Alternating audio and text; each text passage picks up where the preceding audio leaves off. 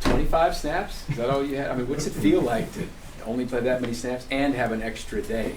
Yeah, definitely took advantage of that. Kind of got our legs back a little bit. Kind of got a little rest, spent some time doing some things outside of football, family, friends. Played with my dog a little bit, so just refreshing the mind a little bit. But we obviously got a lot of football, a lot to play, a lot of things to improve on. Even with 0 points, there's things you can improve on. So I was working on those things this week. Also, you guys watching a game where you had 30 overall plays, and even Chris said after the game, I'm feeling pretty nice about it.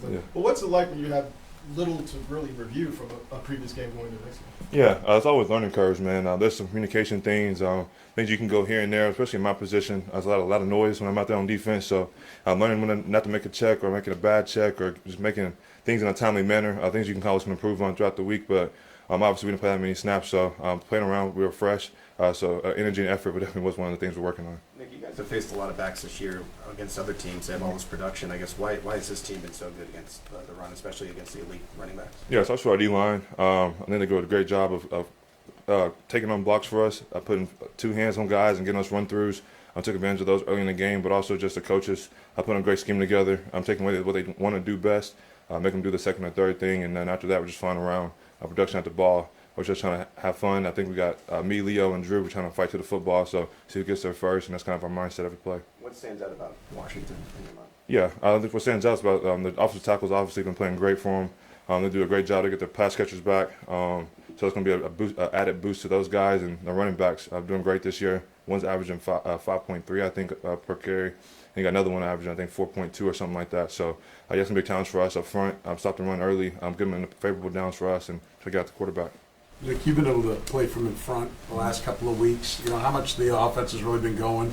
How much does that help you guys when, how much does that make them one-dimensional when they're going to start chasing a point total? Yeah, obviously the last couple of weeks has been a lot of that.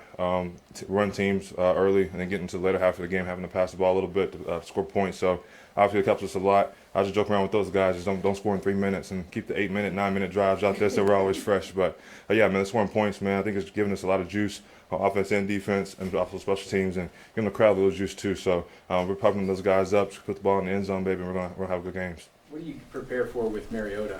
It's a little different look than Daniels maybe, but he's still someone who's gotten it done at times. Yeah, they do a great job of keeping the offense kind of similar in things that they do. Mariota runs the ball a little bit more, kind of with his legs a little bit, but overall, kind of come in with the offense, their scheme, and things they want to attack us with. They kind of just kind of marry with that a little bit. Obviously, Jane Daniels is a great player and great all down the field throws and stuff. And but I just think they do something similar to both of those. When was the last time I didn't check Mizzou, you were involved in a shutout? Oh, man. Maybe a long time ago, maybe high school. It's been quite a while. Actually, it might have been my freshman year in college. One of those two. But it's been a long time since I had that much production on defense and having less than 5 first downs and less than 100 yards. So it's definitely hard to do in this league, so you're going to cherish that one for a while. How unique is it for the defense to have to take on a backup? I know he's had games earlier this year, but how unique is that challenge? Yeah, I think it's unique, especially when you don't know until right before the game. But I got a little bit of time to kind of scout a little bit. He played a couple of games this year, played some games from him last year. So you got some tape to kind of look at and just kind of figure out what he does best and kind of treat him as a regular quarterback.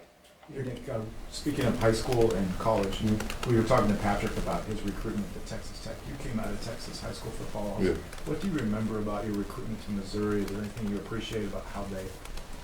Yeah, obviously I didn't have a lot of offers coming out, and so I was kind of waiting around for a couple of schools, Kansas, Missouri, Louisiana Tech was kind of like my last 3 after Washington dropped me. So Mizzou offered me a little bit after, maybe 14, 15 days before signing day.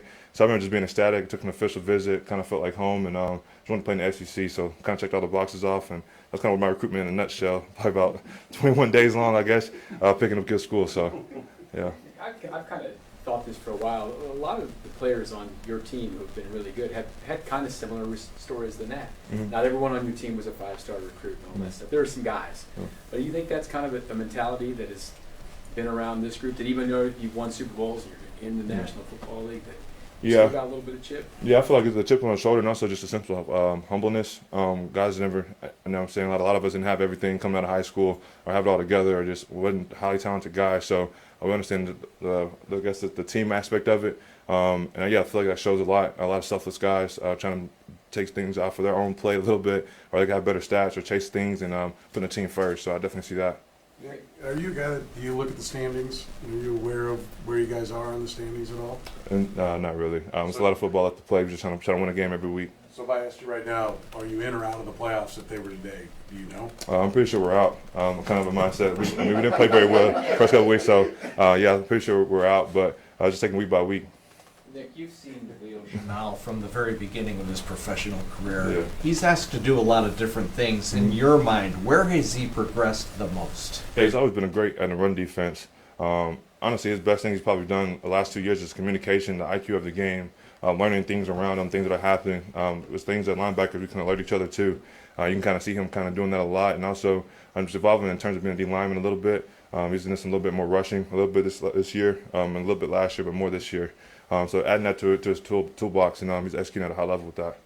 One of the things that you got to do was rest, but then the backups got to play. How much fun was it to be up there on the sideline watching Jack and Cooper go out there and kind of make plays? Yeah, for those guys that didn't get a lot of reps throughout the week and able to go out there and execute the game plan. Obviously, last time the twos came in versus the Ravens, the touchdown was given up, and they kind of took that to heart. So they definitely was proud of them to go out there and have the success they had, keeping them from getting a couple first downs and keeping out the end zone. So definitely super cool to see those guys that don't get a lot of credit but do a lot for us throughout the week. I get a chance to go out there and sign on Sundays for sure. Thank you very much. Yeah, thank you.